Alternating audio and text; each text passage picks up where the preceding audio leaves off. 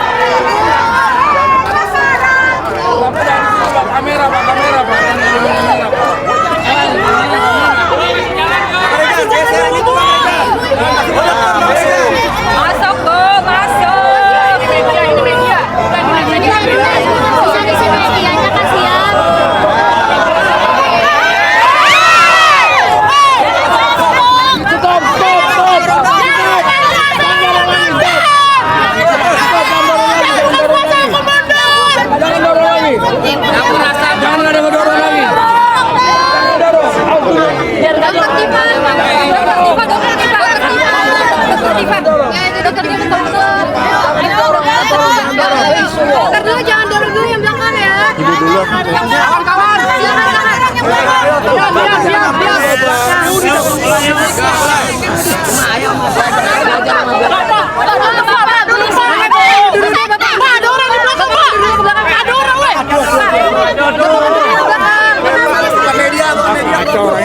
Diam mau cara dulu, diam.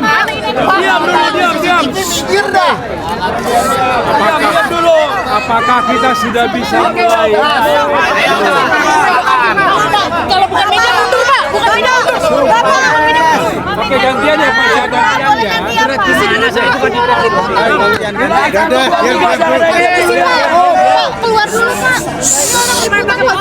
Bapak yang pakai baju hijau. Bapak yang pakai baju hijau. Bapak mundur dulu deh. Jangan dorong-dorong.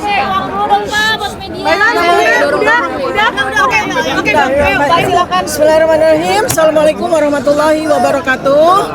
Hasbunallah wa ni'mal wakil, nikmal maula wa ni'man nasir. La haula wa la quwata illa billahil aliyil azim. Alhamdulillah, pada hari ini, hari Kamis, kami sudah melakukan nota perlawanan, ya, yang terdiri atas 37 halaman, ya, yang kita berikan judul Indonesia Menggugat, ya, dugaan ijazah palsu Jokowi adalah sebuah cermin krisis multidimensional bangsa ini, ya. Pada beberapa hal nanti akan secara rinci disampaikan oleh advokat saya. Yang pertama adalah bahwa surat dakwaan yang diajukan kepada saya itu secara penuh setelah kami pelajari mengandung dua kelemahan utama yang membuat sidang atas nama saya sebagai terdakwa tidak bisa lagi dilanjutkan, yaitu terjadi error in objecto dan error in persona. Apa artinya? Objek yang didakwakan kepada saya itu salah secara objek, ya, karena yang saya dan Mas Roy Suryo lakukan pengkajian adalah benda digital, objek digital yang beredar di internet yang dimiliki oleh saudara Dian Sandi. Kami sama sekali tidak melakukan pengkajian, komentar apapun terhadap dokumen digital yang diakui oleh Saudara Joko Widodo. Karena secara fakta, Saudara Joko Widodo tidak memiliki ijazah dalam bentuk digital. Jikalau memang benar beliau adalah lulusan Fakultas Kehutanan UGM tahun 1985, jikalau benar, maka dokumen yang dimiliki adalah dokumen yang bersifat analog, di mana kita semua sampai dengan 11 tahun kita menanti sama sekali belum pernah ada kemunculan dari dokumen ijazah tersebut. Sehingga jelas bahwa dugaan atau dakwaan dari jaksa itu salah secara objek, ya. Kemudian yang kedua adalah error in persona. Karena ini berkaitan dengan laporan yang dilakukan oleh Saudara Joko Widodo terkait dengan locus dan tempus delicti yang sangat aneh dan janggal. Karena locus dan tempus delicti itu berpindah-pindah dari sejak kami pertama kali diperiksa sebagai saksi tanggal 11 Mei 2025. Pada waktu itu yang dilaporkan sebagai locus dan tempus delicti adalah sebuah peristiwa tanggal 22 Januari 2025, di mana kami sama sekali atau saya sama sekali tidak berada pada locus dan tempus yang dimaksud. Lalu kemudian laporan polisi itu diubah secara locus dan tempus deliktinya menjadi di daerah Jakarta Selatan 26 Maret 2025. Lalu pada surat dakwaan yang disampaikan oleh penuntut umum, ternyata locus dan tempus berubah lagi, yaitu di antara bulan Maret 2025 hingga bulan Mei 2025. Padahal laporan yang dilaporkan oleh Saudara Joko Widodo itu tertanggal 30 April 2025. Jadi ini jelas salah ya secara persona dan salah secara objekto. Karena mana mungkin melaporkan sesuatu kejadian yang belum terjadi pada saat laporan polisi itu dilakukan. Dia melaporkan tanggal 30 April 2025 atas peristiwa yang terjadi pada bulan Mei 2025. Itu sesuatu yang sangat tidak masuk akal. Dan berikutnya lagi adalah kesalahan atau error in objecto adalah mendakwa sebuah produk-produk jurnalistik yang dilindungi oleh undang-undang pers yang jelas ya. Jadi ada 5 unggahan dari 28 unggahan yang dijadikan sebagai barang bukti. Itu sendiri sebetulnya sudah error in objecto. Karena 28 barang bukti itu dibebankan semua kepada saya. Sedangkan dari 28 barang bukti itu hanya ada 5. Ada 5 unggahan yang berkaitan dengan saya. Nah, sementara dari 5 objek tersebut itu sebetulnya adalah produk jurnalistik. Yang utama adalah sebuah siaran di media ya yang berlangsung di gedung MNC ya. Itu dilaporkan sebagai di mana saya melakukan perbuatan yang didakwa dengan pasal 32-35. Padahal itu adalah sebuah produk jurnalistik. Artinya, kalau seorang narasumber seperti Anda, seperti saya, didakwa melakukan pidana atas keterangan yang saya lakukan, maka tentu saja media tersebut, hostnya yang memberikan pertanyaan kepada saya pun juga harus turut didakwa secara pidana. Tetapi Undang-Undang Pers tidak menyatakan demikian. Sebab sebuah produk jurnalistik yang berisikan talk show ya atau sebuah tanya jawab itu dilindungi oleh Undang-Undang Pers. Apabila host dan narasumber melakukan sebuah kesalahan, slip of the tongue atau kesalahan pada waktu itu, maka Undang-Undang Pers itu memberikan fasilitas dalam bentuk hak jawab, dalam bentuk sebuah mediasi di dalam koridor Dewan Pers ya. Jadi ini tidak bisa langsung dibawa kepada pidana. Kalau sampai terjadi seperti ini, maka inilah yang disebut sebagai chilling effect, membuat semua orang takut untuk bicara. Ya, selanjutnya akan diteruskan oleh advokat saya. Silakan. Ya, terima kasih. Saya tambahkan sedikit ya, karena hari ini adalah perlawanan terhadap dakwaan. Kami belum bicara masalah pokok perkara. Ya, saya katakan tadi, bahkan kami bacakan bahwa perkara ini tidak layak untuk masuk persidangan. Karena dari awal sudah batal demi hukum. Sejak peristiwa RJ yang mana harus pencabutan laporan, itu jelas.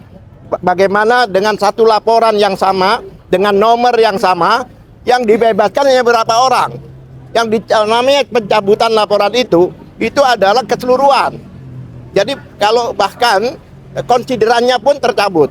Karena mekanisme di dalam RJ itu sebelum SP3 ada pencabutan laporan yang dengan nomor yang sama. Kedua, peristiwa Mabes Polri pada waktu Jokowi melaporkan kawan-kawan ini, itu peristiwa di Mabes Polri belum dihentikan penyidikannya. Jadi ini sudah melanggar undang-undang PSK, pelindungan saksi dan korban. Belum dihentikan. Kenapa demikian? Laporannya bulan April, 30 April, sedangkan penghentian penyelidikan adalah 22 Mei. Jadi secara undang-undang pelindungan saksi dan korban, maka jika ada laporan lebih dulu, tidak boleh dilaporkan balik sebelum inkrah. Itu jelas, dan itu kami sampaikan tadi. Bahkan ada pelanggaran Perkap, masih ingat yang identik itu. Jadi sampai detik ini kepolisian tidak pernah mengatakan ijazahnya asli, yaitu identik non identik, ya kan? Lah, pemeriksaan laboratorium waktu itu yang menyatakan identik itu melanggar Perkapnya sendiri. Karena dalam pemeriksaan laboratorium itu satu, ya kan? Itu harus ada dilampirkan, wajib bahkan di Perkap nomor 10 tahun 2009, satu wajib dilampiri laporan. Pada saat itu belum ada laporan, Dumas. Kedua, wajib dilampiri BAP. Pada saat itu belum semuanya di BAP. Ketiga, wajib dilampiri dengan berita acara penyitaan. Pada waktu itu tidak ada penyitaan. Oleh sebab itu, perkara ini cacat demi hukum. Bahkan saya berani katakan kalau itu seorang bayi itu mati dalam kandungan, bukan cacat lagi, mati. Kami tekankan berkali-kali bahwa perkara ini tidak layak untuk masuk persidangan ini. Silakan lanjutkan.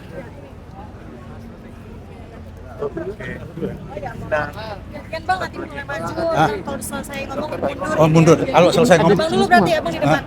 Sampai ketemu di sini semua. Setelah ngomong udah. Iya, silakan. Ya. Ini punyanya siapa ini? Bukan stiker. Oke. Apa adanya? Atau judul-judul. Oke, saudara-saudara wartawan, yang kami permasalahkan hari ini adalah mengapa penuntut umum membawa perkara ini ke Pengadilan Negeri Jakarta Timur. Itulah yang kami permasalahkan. Mengapa kami permasalahkan? Karena dalam uraiannya, uraian di dalam surat dakwaan itu adalah pertama mengatakan tindak kejahatan atau tindak pidana dilakukan di wilayah Jakarta Selatan. Kemudian mengatakan di wilayah Jakarta Pusat. Seharusnya kan yurisdiksinya adalah Pengadilan Negeri Jakarta Selatan atau Pengadilan Negeri Jakarta Pusat. Namun mengapa diadili di Pengadilan Negeri Jakarta Timur? Itu menggunakan surat keputusan Mahkamah Agung nomor 114 tahun 2026 yang mengatakan bahwa persidangan dilakukan untuk Roy Suryo dan kawan-kawan, dilakukan di sini menggunakan surat keputusan untuk Roy Suryo di pengadilan ini adalah bukan wewenangnya pengadilan ini, karena tidak ada spesifik mengatakan untuk Dr. Tifa, ya. Jadi itu adalah, sedangkan perkaranya Roy Suryo sendiri sedang melakukan pra peradilan yang itu yang terakhir kita ketahui telah dimenangkan, sehingga kita juga nggak tahu apakah akan ada pengadilan untuk Roy Suryo karena mereka sampai hari ini pun masih dalam proses ya. Jadi belum tentu akan diadili di pengadilan ini juga. Yang kedua, saya ingin melanjutkan tentang error in objecto tadi. Ya. Error in objecto tadi adalah dokumen yang dilakukan kajian oleh Dr. Tifa itu adalah dokumen miliknya Dian Sandi. Ya. Miliknya Dian Sandi, bukan miliknya Jokowi, miliknya Dian Sandi. Dengan demikian yang berhak melakukan keberatan itu ya Dian Sandi. Yang ingin saya katakan apa?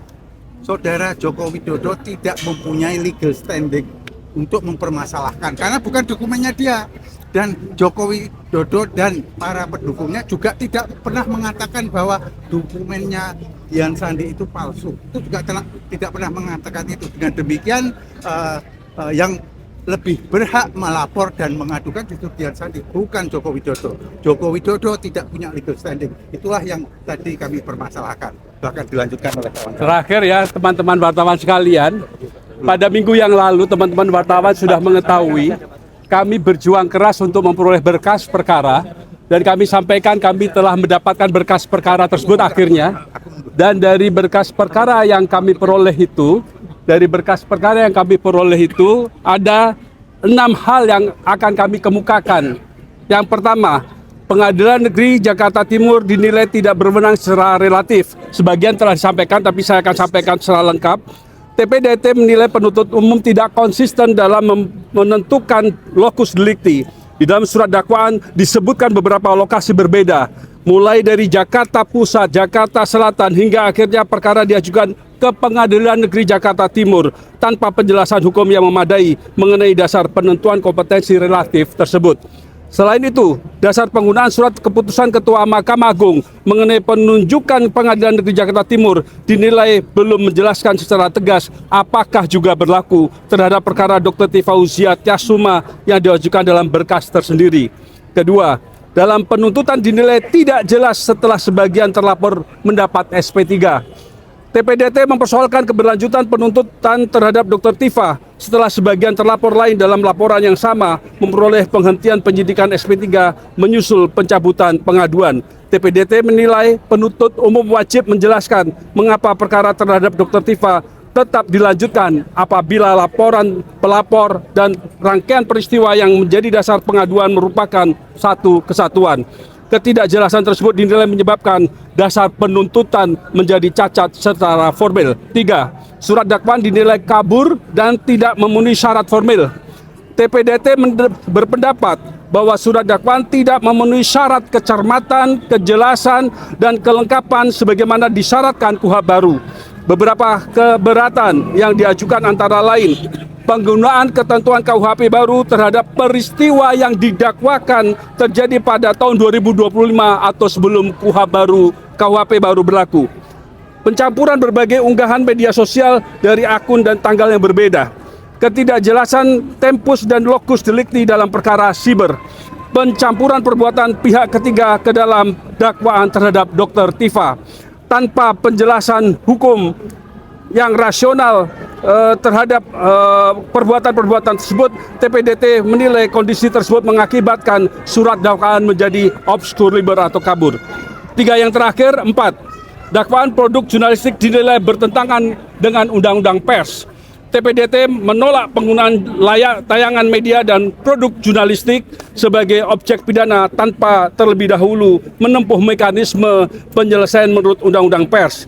TPDT menilai sengketa terhadap karya jurnalistik semestinya diselesaikan melalui mekanisme hak jawab, hak koreksi maupun proses di Dewan Pers, bukan langsung melalui instrumen pidana. 5. Hak imunitas dan kepentingan umum. TPDT berpendapat bahwa sebagian pernyataan Dr. Tifa berkaitan dengan aktivitas dalam proses hukum dan isu yang bersangkutan menyangkut kepentingan publik.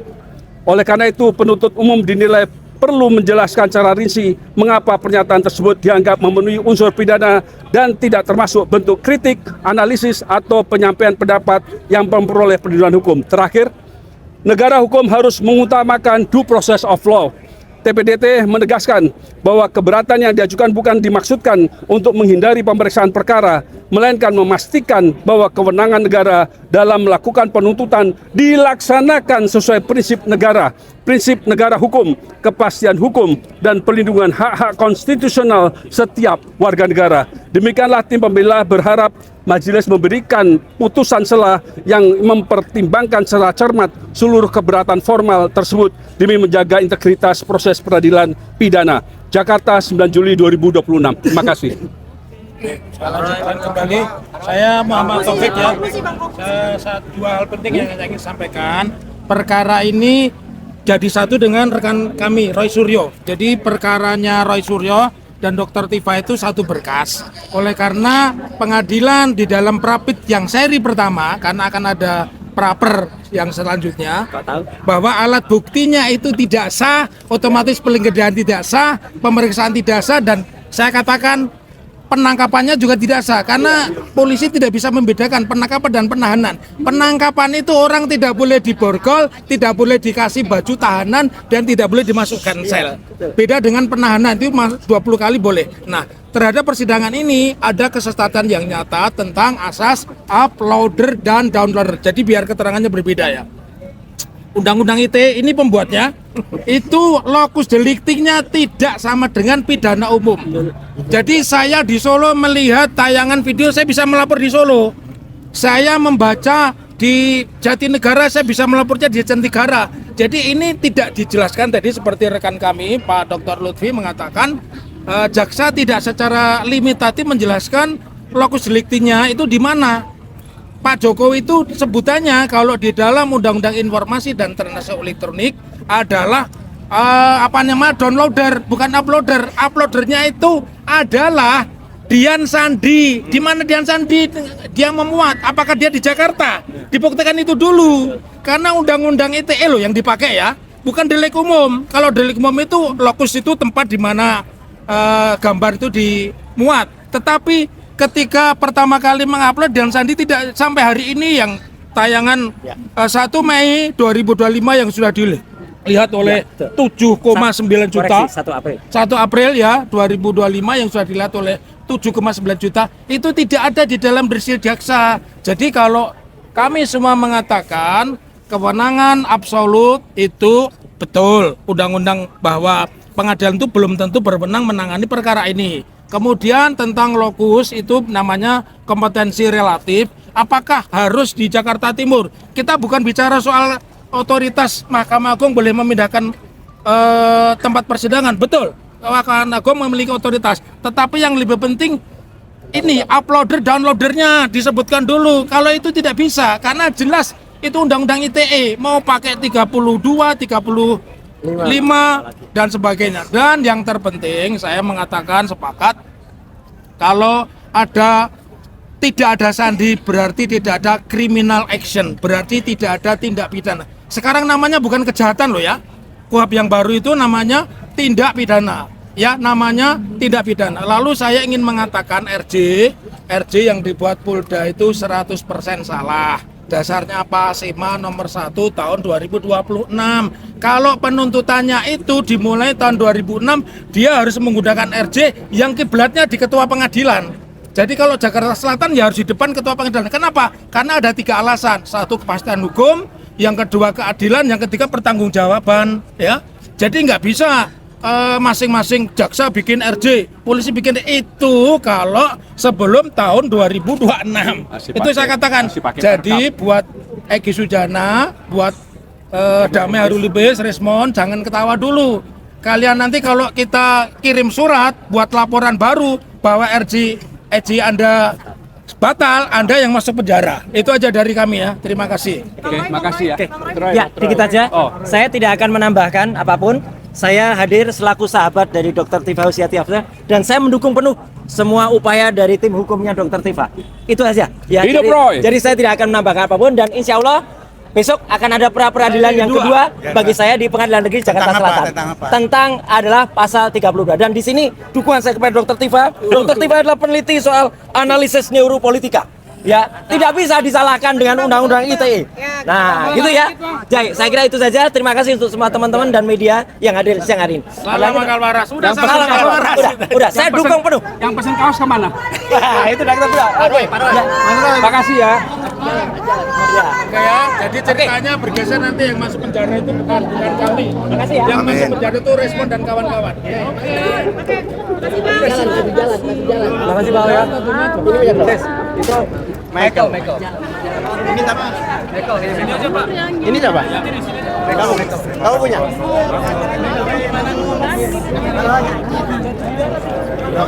Ini nggak tahu nih siapa nih. Acara Jokowi.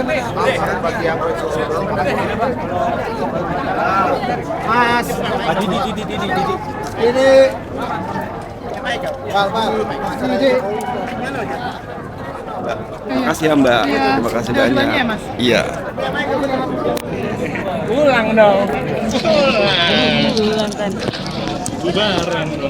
Ya, pegel. Aman bang. Aman.